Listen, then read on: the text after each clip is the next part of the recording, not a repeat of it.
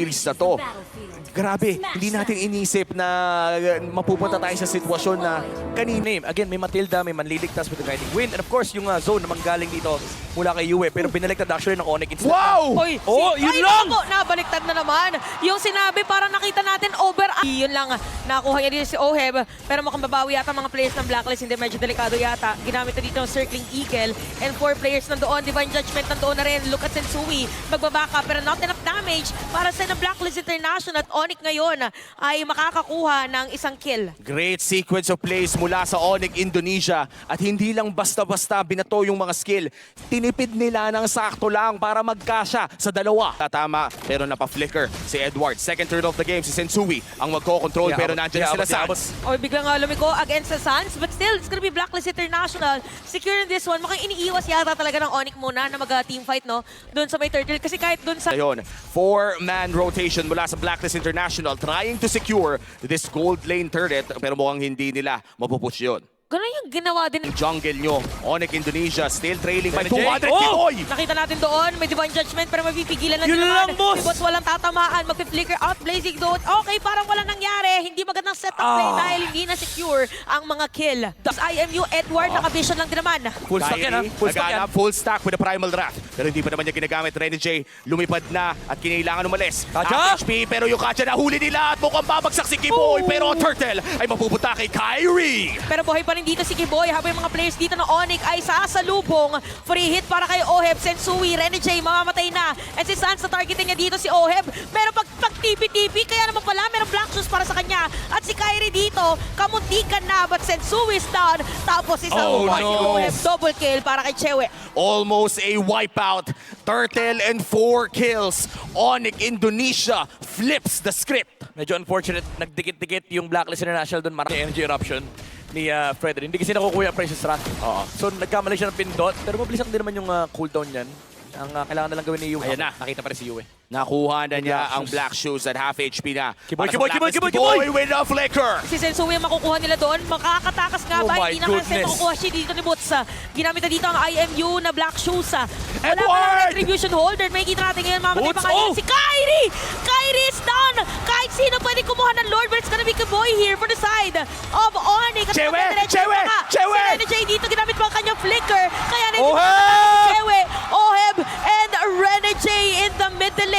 Si Sans ang magiging target nila. Meron Oh, pa Binagro! sa kanila. One more, one more, one Binagro! Oh, double kill! It's not a bird, it's not a blade, It's Rene J! Kitang-kita talaga ang mga micro skill. Ito na yung makabagong dynamic duo. Sa gitna ng dalawang tore, Ano, sabi mo 10 seconds? Oh, yun lang. Dapat Okay. si Rene yata magiging target nila. Lilipad na si Rene J. Pero aalis lang din naman muna sila. Alright, Chewe! Dito para kay Chewe. Okay, aalis. Okay. At narinig na natin ang Lord. Sobrang disiplinado ng Onyx. May flicker si Kiboy nung time na yun. May Divine Judgment din. Pero sabi nila, hindi, gamitin natin sa Lord. Importante na mahuli again si Sensui dito. Pero crucial din. Actually, yung positioning ni Kyrie. Kasi tulad ng nangyari kanina, namatay si Sensui. Pero namatay din naman yung Derot. So this time around, Onyx, alam nila kung ano yung dapat nilang gawin. Kailangan mauna mamatay si Sensui and mabuhay si Kyrie. Ang problema kasi, yung recipe para mapatay nila si Sensui, kailangan kasama si Kyrie. Teka Nasa lang. kaliwa si Kiboy at Chewe. Nakita, si nakita, Oheb, nakita. medyo delikado pero nakita ni Agent Zero! Bulaga! Kaya naman, patay na dito si Kiboy. Pero makikita natin si Sans at si Boots! Boots sila target nila.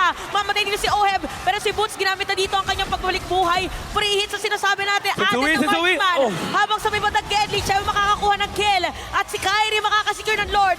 Pero hahabulin pa rin yata. Circling Eagle plus Kyrie Sans! win. Ooh, napakasakit na nga ni Kyrie. And that is the Lord secured for Onyx and 3 bodies to boot. Hindi nakapag-figure out si Oheb. Tinamaan siya ng Raging Sandstorm. And again, yung combo ni Khalid dito, enough para mapatay kagad si Oheb.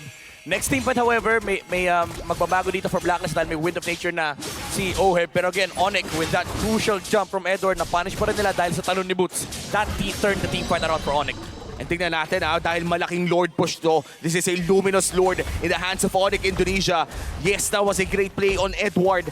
And for Onyx, ang ganda din ng pag-secure nila ng Lord na yon. And mukhang makakapush sila at nahuli Kyrie, nila si Kyrie. Si Kyrie yata magiging Oh, Kiboy, target Kiboy, Kiboy, Kiboy! Niya sa may batalikod. Matuton pa nga saglit. And siya may pilitan na umalis at madel. Kailangan mag-update na kapag banding pa kayo. Tama.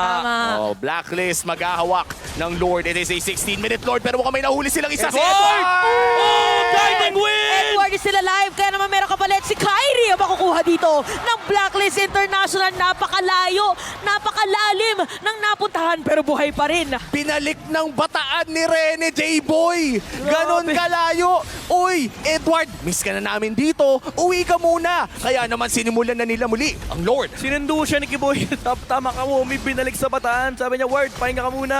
And nag-i-engage dito ang Blacklist. Napakaganda na naman, ginamit na dito ang Purify. Si Chewe mapipilitan na umalis at mukhang hindi na nga papasok dito That's it. ang Onyx Esports. Kaya Blacklist International makakakuha ng Lord. Si Sensui? Nasa harap na siya ng Lord. Sama mo, pabi mo, Pogi eh.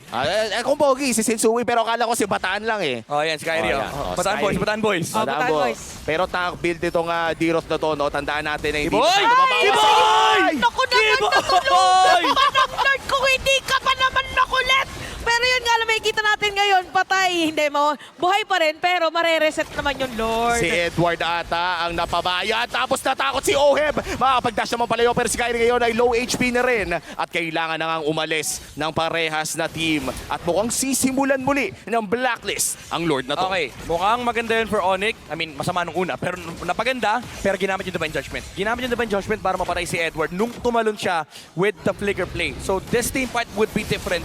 Walang haharang kay Sensui. Walang hahatak din dito kay Oheb. 30 seconds para kay Edward. Make that 20. Nahuli yun din na option. si Kiboy. Meron taunt against Oh! Kiboy, pero nga lang meron Divine Oh, meron Judgment. to. Wala na immortality din si Sensui. At mapipilitan na gamitin din ang Blazing Duet Sensui. Oheb! Oheb, mapatay din si Kyrie. Habang yung Lord buhay pa rin. Pero si Chewe, labanan na to ng mga marksman. Labanan na nga ito, pero Oheb is gonna be down. Oh no! Chewe, Oh no! going ham. At kailangan na nga tumakas si Rene J dito, pero tinakot pa rin ni Sans. And that's a 2v4. At ang Lord ay mapupunta sa Onyx. Ginulat ni Kiboy sila yung Edith. Tsaka meron na ulit ngayon if ever. 2v4, 2v4. Okay, 2v4, Edward. May primal wrath, Kiboy. Going in. Oh, Sans, Rene copy. J, makakatakbo naman siya, pero low HP na siya. Ginamit agad yung Blazing Duet. Meron 3 minion wave dito. Ang Tower side ng lock. Onyx. Tower lock na para sa kanila. Pero mapipigilan mawala ng immortality. Patay na. And it's gonna be a free hit. Tower lock. Onyx ties this game 1-1.